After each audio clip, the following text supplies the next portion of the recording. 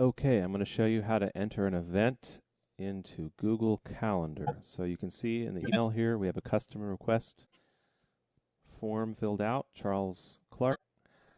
So I'm assuming I have the login information. I'm going to google.com/calendar. And then I prefer to click on the month tab right there. And this is for November 12th. So I click on this right here to advance to the next month.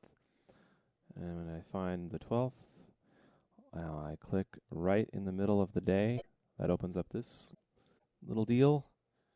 And I put in here, I'm going to put in party. And you can actually put the time in, 7 to 10 p.m. And then make sure you pull down to the correct calendar, Will's Performance Calendar. Don't use this one that says strings attached events, family, or Karen Mall. If it's anything related to strings attached rehearsals, rehearsals for Austin Lyric Opera, any of that stuff, Will's Performance Calendar. If you can't decide which one to use Will's Performance Calendar. Okay, and then we go click Event Details, and that opens up this. Now, if I knew where it was, well, actually I do know where it is, so I'm going to put Shoreline here under Where. And you want to be as specific as possible. So I would put the address in there if I had the address. But right now I'm just going to put Shoreline Grill, Austin, Texas. And then under description, I'm going to use that to keep track of all the details related to this gig, everything.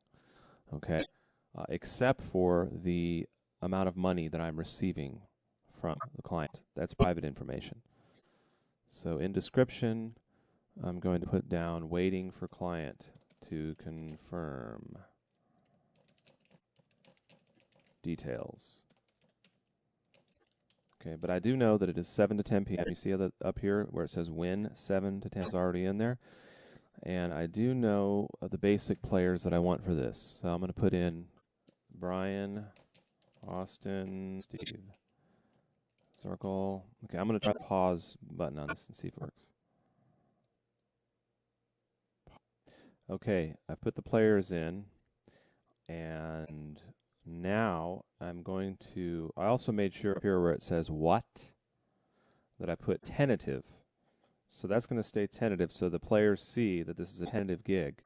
And they also see in this description where I put waiting for client to confirm details. Okay, the next thing I want to do is go over here where it says add guests. And this is going to send an invite to each of the players. So if I just type in the name, the email address should come right up. If I type in Brian, and wait a minute, then it says Brian Austin, so I click on that. I'm going to go through the rest. Steven Zirkle. Okay, pause and be right back. Okay, so I've added all the players where it says add guests over on the right-hand side. Now I want to check over my information just to make sure I got everything in here before I press save. Because when I press save, it's going to send an invite to the players. And they are hopefully going to say, they're going to respond with a yes, no, or maybe. And we want them to do that as much as possible. Now, a lot of times, they won't do that. They'll send it back.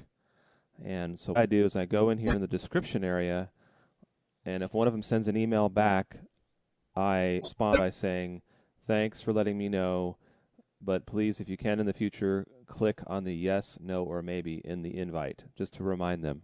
We're trying to train them to do that. And then I'll put yes or no by their name as a confirmation. But we want to try to get them to say yes or no because that comes up on this invite as a way of documenting their response. And hopefully, they're not going to argue with that. So, okay. I think that covers everything at this point. Okay, now we go to save. So I'm about to send this out to the players. I'm looking through here. Okay, save. And see it says send invitations. Would you like to send invitations to guests? I go send. Now, sometimes you have to come back and when you find out somebody can't do the gig, you put, let's go back here to the 12th. I'm clicking on, see where it says 2 more? I click that, And now if I want to edit the details, I click right on the event, party, tentative, right there. Click. Then I go down here and click on Edit Event Details. Let's say Brian can't do it. I'll put a no, right? If he didn't put no over there. On the right-hand side, you see where it says Awaiting Response? This is the area where you will see their responses, okay? If I want to add a guest, the first thing I need to do is save it, okay? Because I put no there. So I go save, and it's going to say, would you like to send updates? You want to say don't send, because otherwise you're going to have multiple emails going out. It's very important. So make sure you click don't send. Okay, then go back, click on the event again, and then I want to invite a new player. I would put that in here under add guests. Say Brian can't do the gig. Brian's the drummer. So you come to me and ask me who should I invite, and I will tell you to invite Rob Kazanel. So I'll put Rob in here, and we click on Rob's name. Then we go save, and it's going to ask you to send to the new guest. Then you say yes, send to new guest. Okay. So if you have any questions on that, let me know. Otherwise, I'm saving this. And that's how you add an event and invite players to a gig. Thank you for watching.